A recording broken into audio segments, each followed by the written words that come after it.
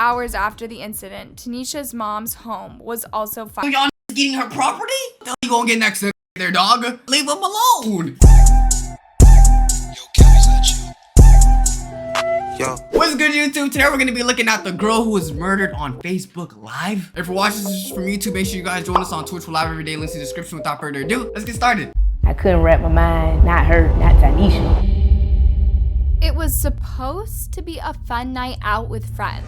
They went live on Facebook just to show what a great time they were having. That's the first mistake. Facebook is so historic. But instead, they captured something else. Something so horrible that it would haunt them for the rest of their lives. This is the story of Tanisha Hammonds. Let's dive in. Tanisha Hammonds was born on October 20th, 1998 in Macon, Georgia. We don't know much about her childhood or her life, but what we do know is that she was very close with her mom, Renata Hammonds. Shout out her mom. Shout out her mom. In March 2018. And from all the photos and posts on her Facebook, you can tell that she really enjoyed being a first-time mom. She was always posting pictures of her son on Facebook. It was clear that she loved him so much and was just so proud to be his mom.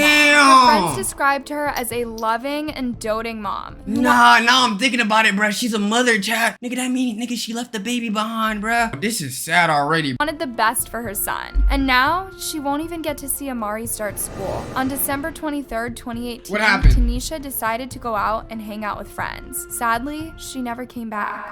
What happened? Let me know. What happened Now, in the to live? understand this story, I'll need to go back a little to a woman called Bridget Flowers. In September 2013, she posted a birthday message on Facebook for her twin sons saying, "I would like to wish my twin boys, Jay-Sean Jackson and Jamon Jackson, a very happy 13th birthday. Hope your day be special."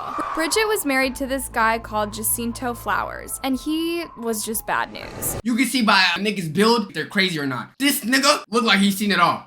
And he was just bad news. He had been in prison for a long time due to narcotics possession and was released on parole in 2001. Jacinto was jealous and possessive, and he had violent outbursts whenever he saw Bridget talking to other guys. Needless to say, this marriage did not work out, and the two separated. But even after the separation, Jacinto could not let Bridget go, and even threatened to take her and his. On February 14th, 2014, Bridget was shopping at Walmart when Jacinto appeared out of nowhere and started punching her. A surveillance camera captured the confrontation and showed Jacinto walking away, leaving Bridget unconscious. Damn. He was arrested and put in jail for only a week, and That's how much you get for beating up a woman? Only a week? then they released him. Like, seriously? This guy had threatened Bridget so many times and had even shown that he was capable of doing anything, and then they just let him go? How messed up is that?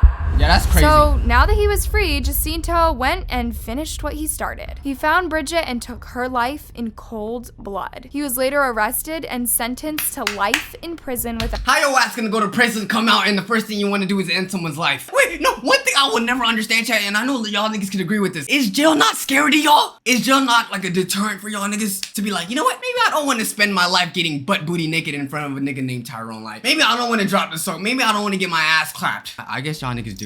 without parole. But he had already accomplished what he wanted, and Bridget was no more. You might be asking, how are these stories even connected? Well, Bridget was Tanisha's aunt, and when she died, it really affected her and her family. In fact, one of her posts on Facebook, she talked about how broken her family was when they lost Bridget. She cussed out Jacinto for taking her aunt away, saying that she got nightmares about him every time she tried to sleep. She also had gone as far to mention how tragedy really hit her grandmother, and that one time when they'd all gone to court, Jacinto smiled at her. How messed up is that? You take someone's life and then you smile at their loved ones? Oh, hell no. After that, nigga, you gotta give them the death penalty. Let's say someone did some shit to your family, right? And then they looked at you and then they hit you ass with one of these.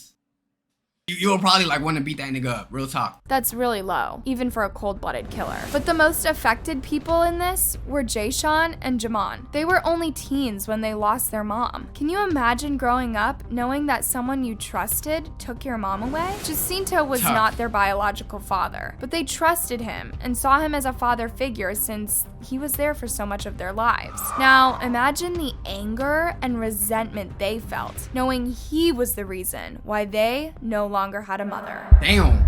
The twins had to move in with relatives, But it was not the same anymore. Their innocence was already stolen from them, and now they were completely different people. They started hanging around with wrong crowds and getting into trouble. When they turned 18, something terrible happened that would ruin their lives and everyone around them. What happened? It all started with a fight at Northeast High School. A 16-year-old boy known as Kendrick Davis and his friend were streaming live on Facebook bragging about firing at several houses that belonged to the twins' friends. When they saw one of the twins, Jamon, watching them, they declared war on them. In response, Jamon went out and gathered 4 of his friends, including Tanisha's brother. He told them about Kendrick's threats, and they all decided to confront. The police is rubbing their hands right now. Why don't niggas love like putting shit on the internet? But what happened to secrecy? Kendrick. But when they got there, things got really bad, and the two groups started firing at each other. Kendrick was hit in the process, and he sadly lost his life. And as if this was not enough, Jamon's crew drove by Kendrick's mother's house and just started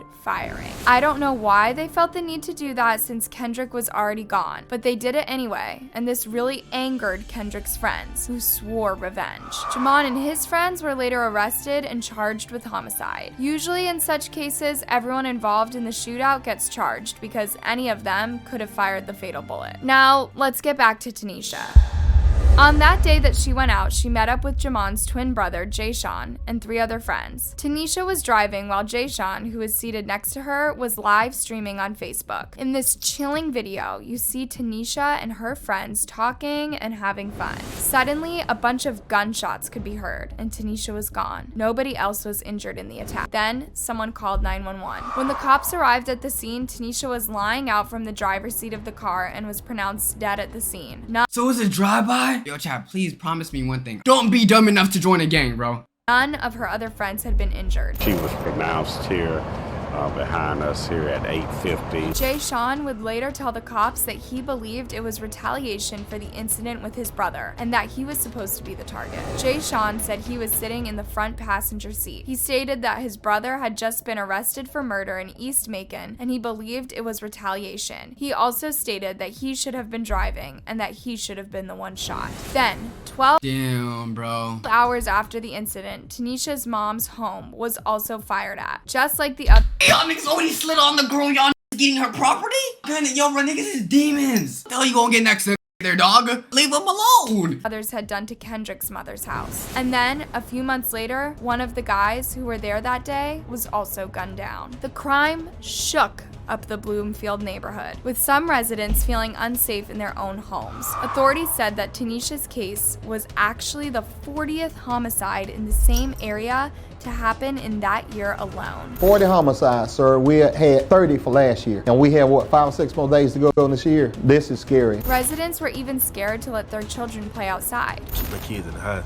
And it's sad, you know what I'm saying? Because they want to come out and play, but it's too dangerous. Tanisha's family was totally devastated when they learned about the tragic incident. They actually had to tell me, they mentioned the white sheet. I don't think she's here anymore. I couldn't wrap my mind. Not her, not Tanisha. Tanisha's distraught mother, Renata, shared her grief on Tanisha's Facebook memorial page. In one post, she wrote, "I miss you so much. They just don't know they took a good person. That night, I wish you would have stayed home." Damn.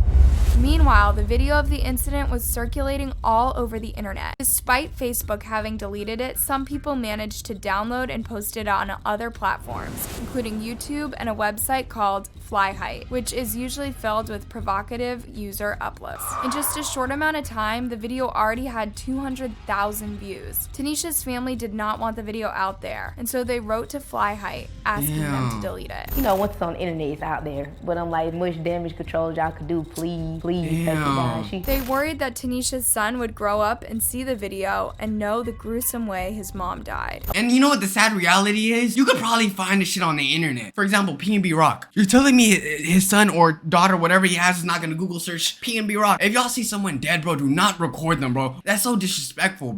Amari's not gonna be a baby forever. Her son's gonna have a social media one day. I would hate for him to come across their videos. After several months, Flyheight finally deleted the video, but it popped up again on several YouTube pages. Guys, this case is just tragic. When did it become so Tragic. How about the V automatic? I'm sorry.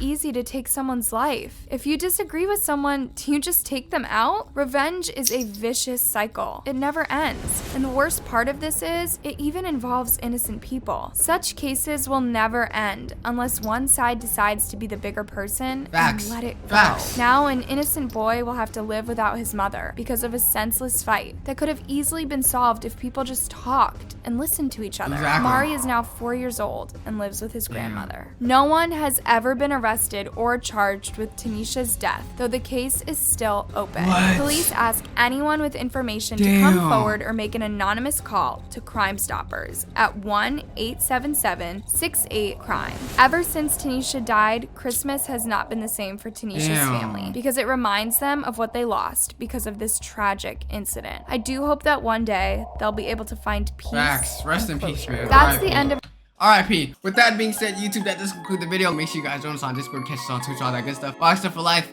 Love y'all, and peace.